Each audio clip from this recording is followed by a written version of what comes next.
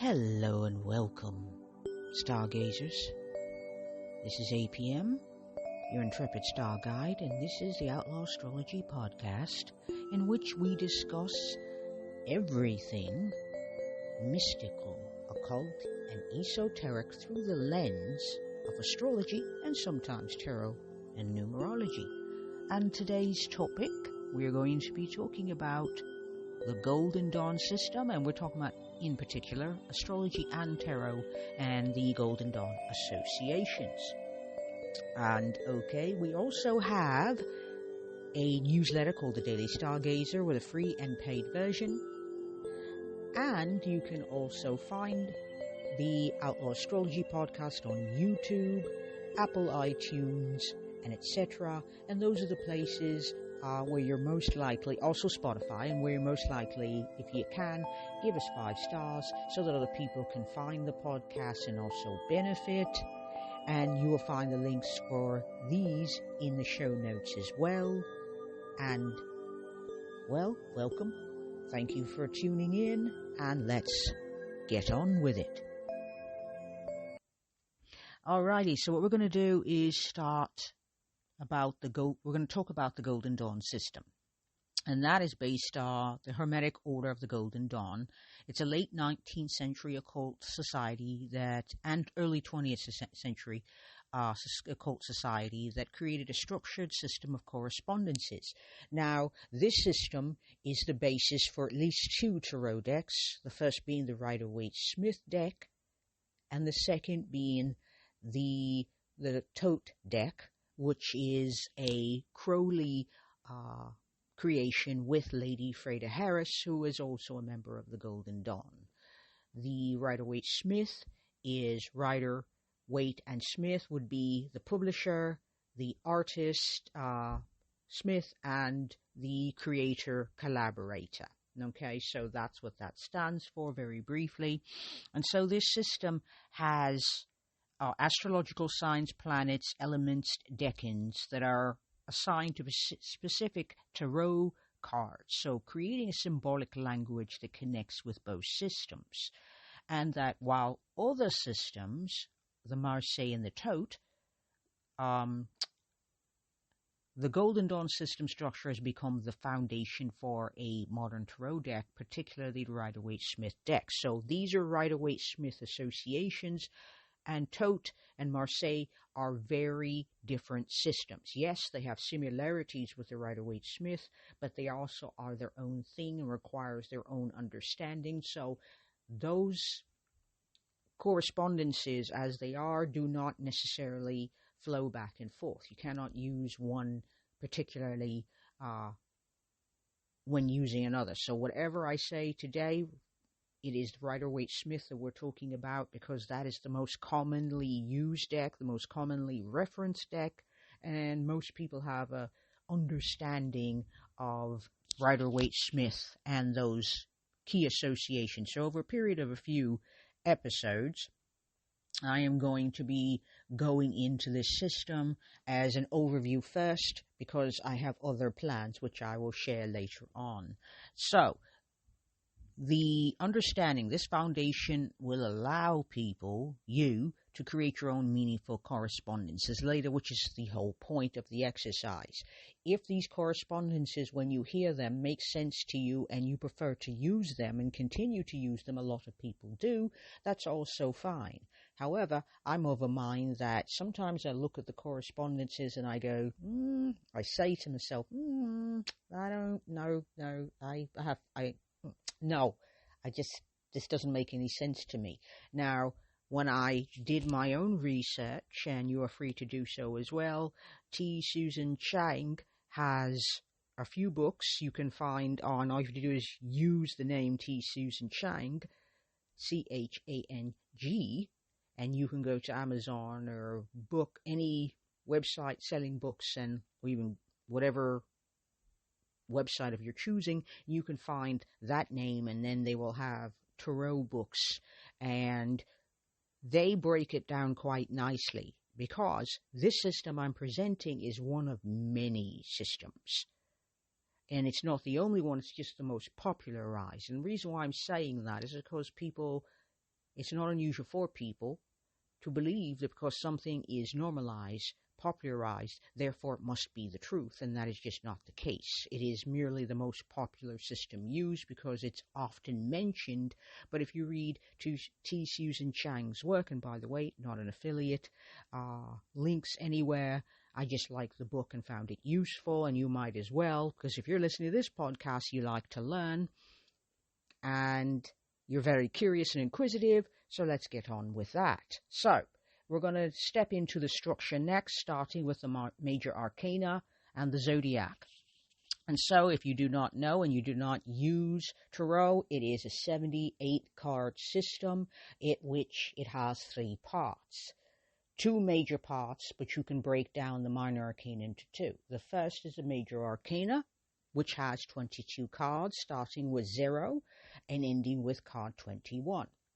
Then following up, there is a minor arcana that has 56 cards in totality, but in the 2 breakdowns of that, there are the minor arcana numbered cards and then the court cards or face cards. The numbered cards, there are 40, and there are 16 face cards. So, that is the system very simply put. Now, the major arcana is, as I've said, 22 cards. It linked to planets, signs, Hebrew letters. I will not be noting too much about the Hebrew letters. Why? Because part of the Rider-Waite-Smith system is also based on the Kabbalah. I am not a student of the Kabbalah. I studied very basic understanding, and my understanding through the study, starting with T. Susan Chang's work and other works on the tarot, including, Mary K. Greer and also Rachel Pollack. Through my studies, this is Kabbalah. Kabbalah comes from a Judaic system that is a living culture, and I have zero interest unless I'm going in appropriating a living culture and their philosophies, unless I am a student of someone who is deeply well-versed, deeply educated in that particular system. And since that has not as yet happened, I am reticent to dig too deeply into the Hebrew letters. So, here's how we're going to go, and let me look a bit forward. Okay, so typically, here's some clear examples very quickly on the major arcana. These are the zodiacal, astrological, etc. So there are 3 ways of doing this major arcana. It'll be by element, by zodiac, that's the sign, and by planet. So when you see a card, or when you hear it referenced and you hear the zodiacal, astrological correspondences, it is one of these 3 major themes or major categories that you're going to see it filed under. So in the Golden Dawn system, the Fool corresponds to Uranus, the Mage to Mercury, the High Priestess to the Moon, the Empress to Venus, the Emperor to the sign Aries, the Hierophant to Taurus. Now you're going to note that starting with the Emperor and moving on, this is how it's going to be, and it's going to be, the signs are going to be presented zodiacally, meaning in the order that they appear, whereas planets not quite so much. And so moving on, the Hierophant is Taurus, is sign Taurus, the Lover is Gemini, Chariot Cancer, Strength is Leo, the Hermit is Virgo, the Wheel is Jupiter, which is card 10, card 11. So starting with the Fool being 0, the Mage would be 1, the High Priestess would be 2, the Empress 3, the Emperor 4, the Hierophant is 5, the Lovers is 6, the Chariot is 7, Strength is 8, 9 is the Hermit, and that's Virgo, the Wheel is 10, that's Jupiter, card 11 is Justice in Libra, card 12 is the Hanged One and assigned Neptune, card 13 is Death and assigned Scorpio, card 14 is Temperance and assigned Sagittarius, card 15 is Death and assigned Capricorn, card 16 is the Tower, assigned Mars, card 17 is the Star and assigned Aquarius, card 18 is the Moon, assigned Pisces, Card 19 is the sun, assigned to the sun. Card 20 is judgment, and it is fire or Pluto, depending on the system. And card 21 is the world, and it is Saturn, is the assigned astrological correspondence there.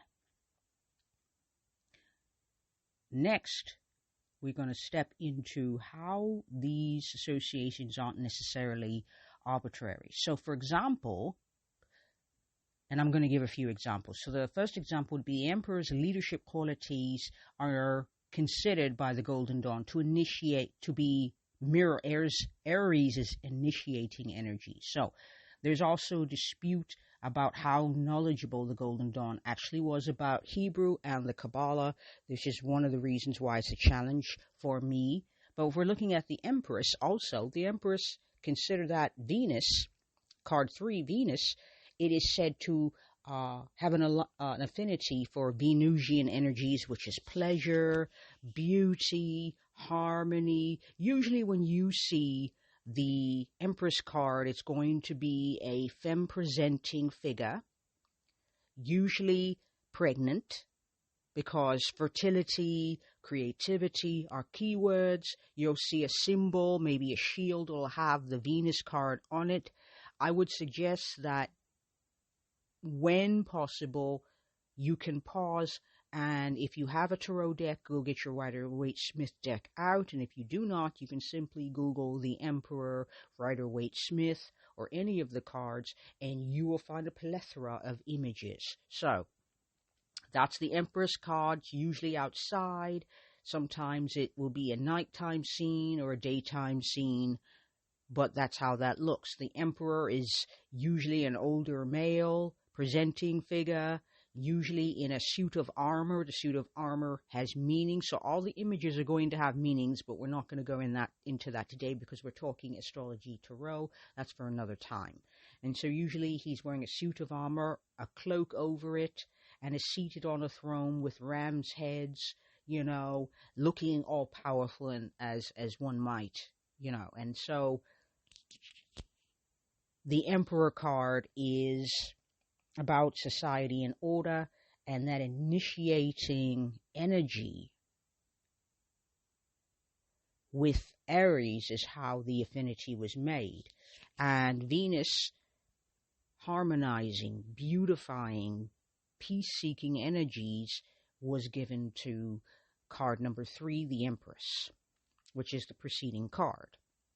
And if you see the High Priestess, for example, you're going to see a moon on the card. A crescent moon will be underneath her foot. She will have 2 pillars, one black, one white, right behind her. And sometimes there'll be a scene behind her showing water, or sometimes it'll be veiled and you won't be able to see clearly what's behind her. And she will have a book in her lap, and she'll be pointing out a passage in that book, which stands for inner knowing.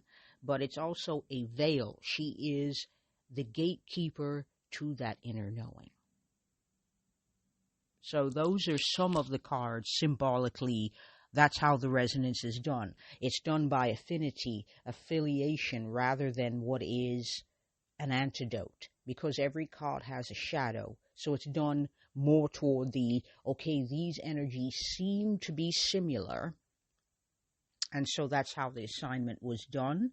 And even T. Susan Chang notes in one of their books that they wondered if it was because, how do I put this? The wondering was not just how much they knew, but that they studied Kabbalah to a degree and then kind of twisted the system to make sense to their own system, which is the Golden Dawn system, because Kabbalah and Golden Dawn don't naturally line up perfectly, and so they had a vision, meaning a card with esoteric occult images that could be used for meditation, reflection, contemplation, etc., and could be used for magic, which was the whole point, because the Golden Dawn members saw themselves as ceremonial magicians, and so these cards were meant to help them with their practice of ceremonial magic. Now, the next point I would like to make is that this creates a narrative arc through the zodiac. And when you read the major arcana in sequence, it's meant to tell you a story. Now, here's a note about that. It does so imperfectly. And if we layer the hero's journey upon it, which is what some people might do, take Joseph Campbell's hero's journey concept, philosophy, structure, and apply it to the major arcana, it does not always neatly come together. So I should probably note that, and you should probably note that. So, next we're going to step into a brief overview of the minor arcana. And the minor arcana is numbered aces through 10. There are assigned 36 decans with 10-degree segments of the zodiac. So, decan just means 10, and that comes from astrology. Each sign of the zodiac has 3 decans of 10 degrees, starting from 0 to 9, 10 to 19, and 20 degrees to 29 degrees, and that's all 10 degrees each, and all the zodiac has decans. And I know there's a podcast episode I have that if you feel free, you can search through that. I explain in greater depth about that previously, but that's how the cards are assigned. They are assigned through 3 decans of 10 degrees each. Now, here's the thing. Whilst there is ace through 10, the decans only apply in cards 2 through 10. The aces are considered to be not exactly part of the system. So all aces, doesn't matter which, they're considered to be the potential of their suit rather than being part of the decan system. Okay, so that's one note I want to make. Now, each, like I said, each is 10 each, and each of them are ruled by a different planet. Now, the decans that I'm going to mention here are not going to be the same I might have mentioned elsewhere. These are called Chaldean decans, using the classical 7 planets, starting from slow to fast, which are as follows: Saturn, Jupiter, Mars, Sun, Venus, Mercury, Moon, and repeating. So it will start with Mars, because Mars is the ruling sign of Aries, and it will conclude with Mars when we do it zodiacally, because it's based on the seasons using the classical planets. Okay, so because, consider this, here's a note also. The reason why you're not going to see Pluto used often is because at the point when this system was conceived of, Pluto had not yet been discovered. It was discovered in 1930. That is 1930, and was not therefore part of this system. But you will find modern practitioners who use Pluto in their practice of this particular system. So those are the planets, and so we're going to give you an example. Let me give you. So wands are fire, cups are water, swords are air, pentacles are earth. So the minor arcana is broken down into 4 elements, 4 classical elements: fire, earth, air, water. They will usually be put in a alchemical type of order when you open up the box. So the box will usually start with fire, follow up with water, then sometimes I've seen it air, earth. I'm not exactly certain those two, because they kind of flip, but it's like air, earth. That's how I believe that goes. And so we're going to start with the wands. Wands, fire. So starting with that first decan, Mars is in Aries. So the first decan, meaning cards 2, 3, and 4, would be considered the equivalent to the first 0 through 9 degrees of Aries, for example. And this repeats in all of the elements. So, when we're looking at cups, 2, 3, and 4 are always going to be a cardinal sign. In the case of water, it's going to be Cancer. 2, 3, and 4 of swords, air, is going to be Libra. 2, 3, and 4 of pentacles, earth, is going to be Capricorn. Okay, so that represent, now if we're looking at Mars and Aries, the first decan, meaning cards 2, 3, and 4, 2, 3, and 4 of wands, it's going to be representing bold, initiation, dominance, and walking your own path. Okay, now if we're looking at, let me make certain that I am not over sharing. So just giving you a few examples, because this episode is meant to be an overview. I'm not going in with depth just yet. I'm introducing the concept because I like that idea of giving us a firm foundation on which to stand. So if we're looking at suit of wands, we're looking at, 2, 3, and 4 would be Mars in Aries and all that initiating energy, for example. Bold. Now, let's step forward to the court cards. And the court cards are going to start in the medieval type of energy. Medieval Europe, because they didn't have knights beyond that point. You're not going to hear too many knights after, like, Queen Elizabeth I. You're not going to hear pages, yes. Queens and kings, certainly, but knights were not as big a thing. Soldiers, absolutely. Mercenaries, obviously, but knights were more of a medieval thing. So there are 4 face cards, otherwise known as court cards, and they are linked to elements and zodiacal quadrants. So the cards are as follows: pages, knights, queens, and kings is how that goes. And this systemic approach can you allow everyone to interpret cards through both tarot symbolism and astrological timing.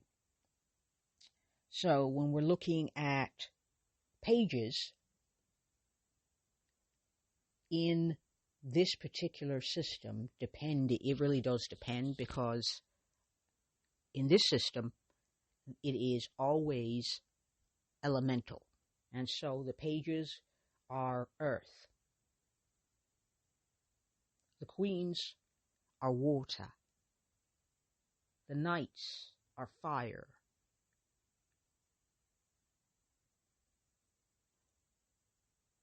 And the kings air. So sometimes you're going to hear the pages be spoken of if it's, for example, wands. The page of wands or page of fire is going to be earth of fire. And knights, here's what I've done. Yes. And knights will be the fire of fire. And the queens will be the water of fire. And the kings will be the air of fire. So that's how the Golden Dawn system encapsulates, quantifies, codifies, etc., codifies all of this knowledge. It's elemental, to keep it simple. And you could also numerically do this, but that is a subject for another time. So the whole point of putting an element on the court cards is to make it easier to read them. Now, here is another Golden Dawn system, because apparently the members of the Golden Dawn were not always unified in their understanding of knowledge or what they felt should be a proper association. So here's a second system. Pages are not part of the system. They're like the aces.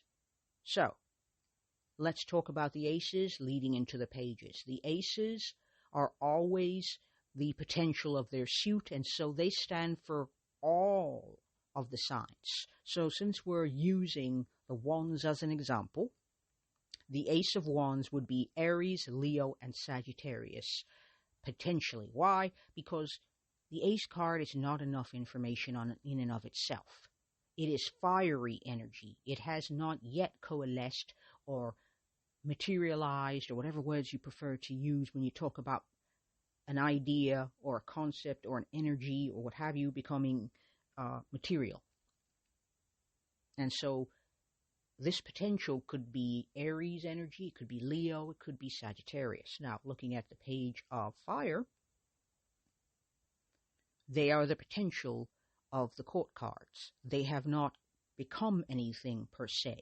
They are free-spirited and open, receptive, and curious, inquisitive, depending on how inquisitive or curious depends on the suit.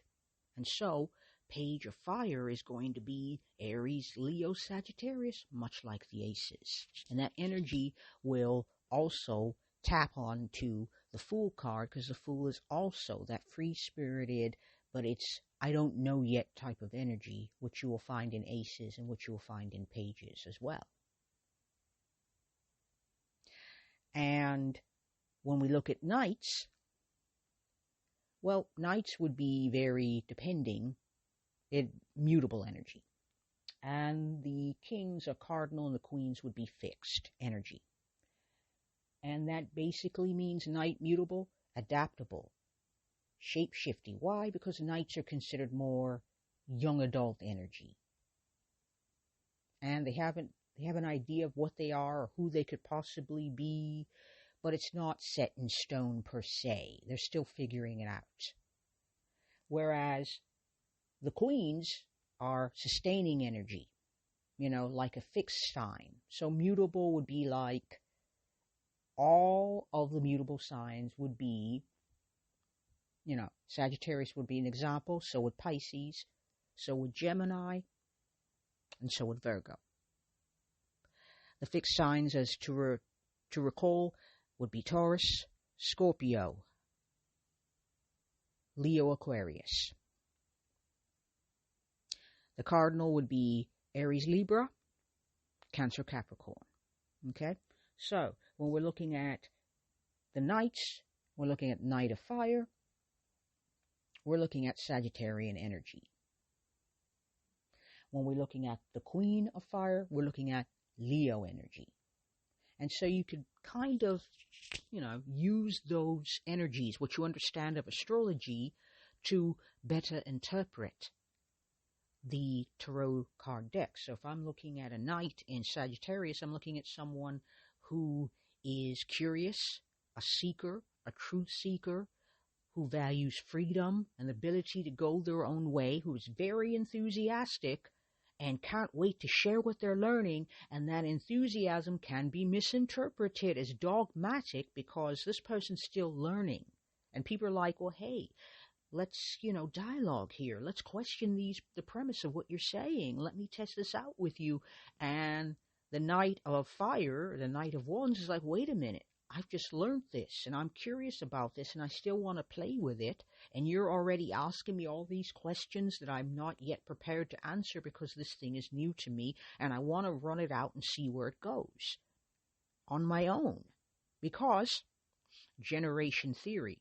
And the generation theory, note, is the idea, the philosophy, that if you want to understand, remember something, and have it make sense to you, you must generate the information yourself. Meaning, if you're studying astrology or tarot, you have to make your own notes in your own words, in your own hand, or your own way of your own voice, what have you.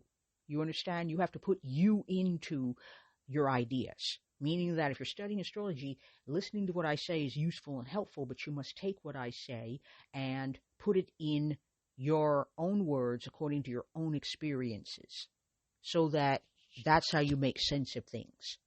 Okay, so when we're looking at the Knight of Fire, we're looking at an energy that's like, wait a second, I haven't yet generated my own ideas about this yet. I'm merely sharing with you what I'm learning because I find it fascinating and I'm curious. And so that energy gets misinterpreted as dogmatic, okay?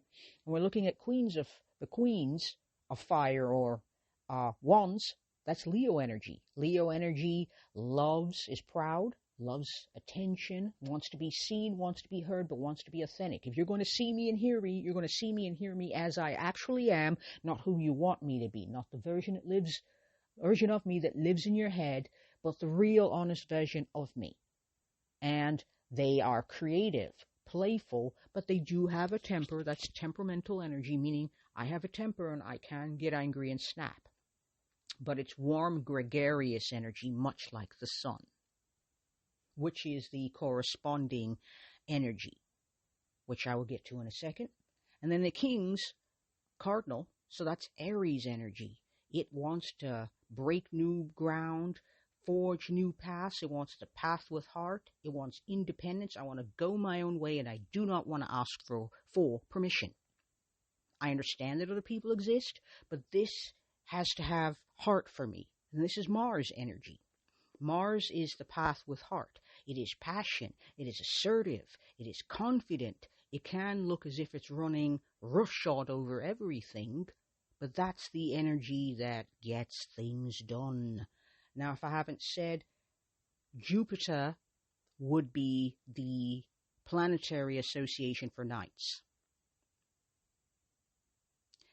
And the Sun would be the planetary association for queens in this system, and Mars would be the planetary association for kings because of the signs of the zodiac that they are affiliated with.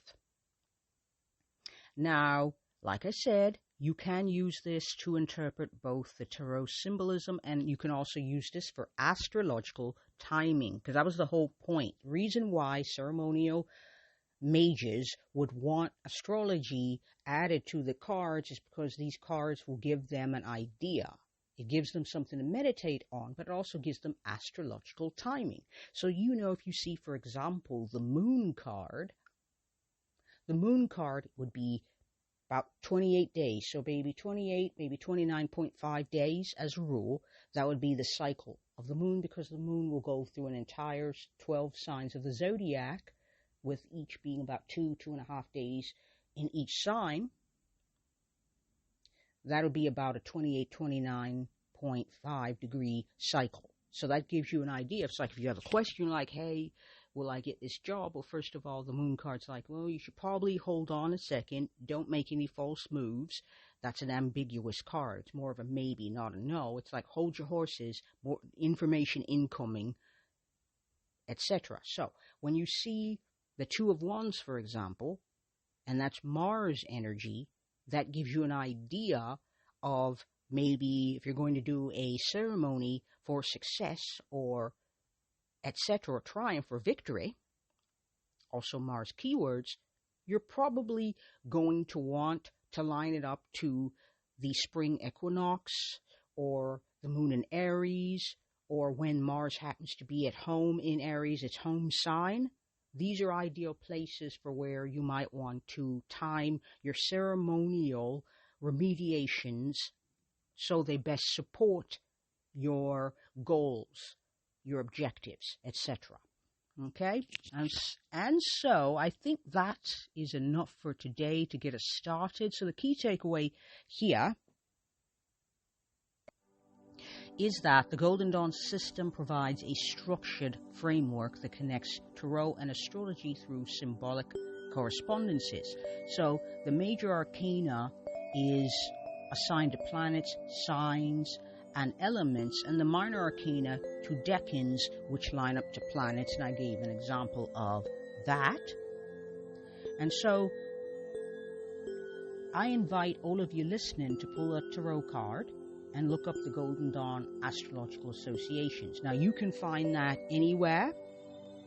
There are several websites in which you can do so, Cafe Astrology, but you can also do astrostyle.com, because the Astro Twins have associations, but you can also do a search and say Golden Dawn astrological and tarot associations and correspondences and get all of that information, because it is literally everywhere. So the next episode in this series, we're going to delve deeper into the major arcana, and we're going to explore specific card, planet, sign pairings.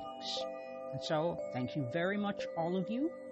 I'm going to remind you that we have show notes, and you can support the podcast via the newsletter that we have, free and paid. You can support us also by listening to our podcasts on YouTube, Spotify, and Apple iTunes, and leaving reviews so other people can find us with greater ease. And we also have a tip jar. You'll find that in the show notes as well. And thank you very much. Peace and astro magic, star people.